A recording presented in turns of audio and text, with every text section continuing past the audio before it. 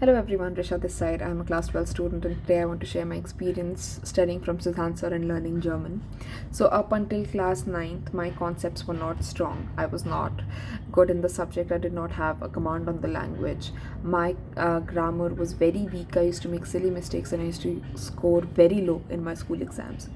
But I started studying from Siddhant sir in class 10th and he teaches everything so patiently with such clarity and depth that a subject that I used to be frustrated with became a subject that I actually started to like.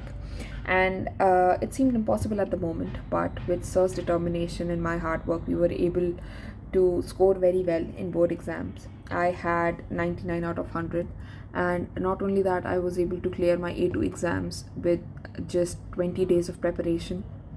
Siddhant sir teaches everything in a very systemized manner, and I would highly recommend anybody who's struggling with German or just starting out with German to study from Siddhant sir. Thank you.